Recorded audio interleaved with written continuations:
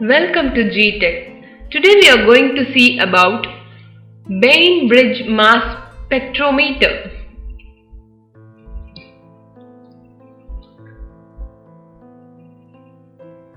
What is Bainbridge mass spectrometer?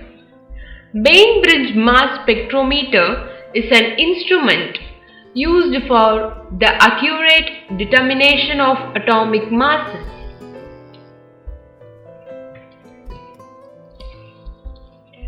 Now let us see about the working procedure for Bainbridge mass spectrometer.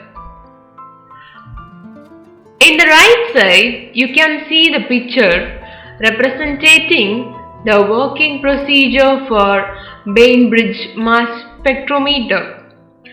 Ions are formed at D and pass through the cathode C and then through a slit S1. So here the D place has been marked. So ions get formed over here and passed through the C cathode, then through the slit. This is the slit S1 and it will get passed over here. They then travel between two plates A and B, between which a potential V is applied. So you could see over here after the slit, those ions get generated, right, in D, that will get passed over here and they will travel between this A and B. Here they are given in blue line, right? So here is the place where those ions get passed. So over here the potential V is applied.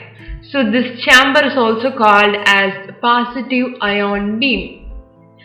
So the next step is that a magnetic field strength B is applied at right angles to the electrostatic field, and so the electrostatic and the electromagnetic forces act in opposite direction to each other. So over here, that is so called a vacuum chamber F, the magnetic field which is having strength B is applied. So the angle is taken to be right angle. Okay. So this is against to the electrostatic field, and so the electrostatic and electromagnetic forces act in opposite direction to each other. Hence, this magnetic field perpendicular to the diagram.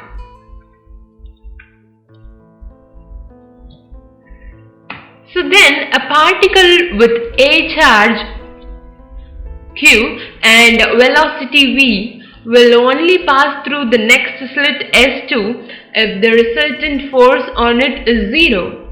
That is, it is traveling in a straight line. Hence, the electromagnetic force BQV is equals to electrostatic force QE. Therefore, for the particle to pass through S2, the velocity of particle, that is represented as V, is equals to E by B. But this is a constant, and so only particles with a certain velocity enter the deflection chamber F. Now here I also represented the diagram once again in the right side. You could see that the combination of slit and deflecting plates is called a velocity selector. So in the deflection chamber, the ions are affected by the magnetic fields alone and so move in circular paths, the lighter ions having the larger path radius. If the mass of an ion is m, its charge q and its velocity will be v. So the BQV is equals to mv square by r. So you can see that the velocity selector has been represented over here. So magnetic field into paper deflector chamber is this one and this one. Okay. So this velocity selector is the combination of slit. Okay, you can see those slits. So and the deflecting plates.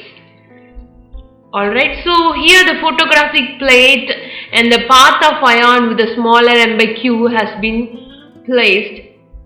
So the chamber should be always vacuum. Alright, so the next part is that where r is the radius of the path, therefore we are taking the calculation for r. So r is equals to mv by bq. So the mass of ion m is equals to r b square q by e. The radius of the path in the deflection chamber is directly proportional to the mass of the ion.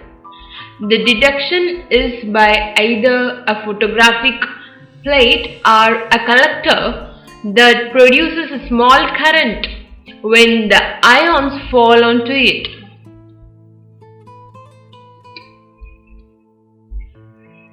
So you could see the picture left side showing an example for Bainbridge mass spectrometer, right? The magnetic field may be varied. So changing the radii of the particles path so that ions of different masses fall on a fixed collector. This method of analysis is very accurate and can detect differences in the masses of two ions as small as 1 part in 10 to the power of 9.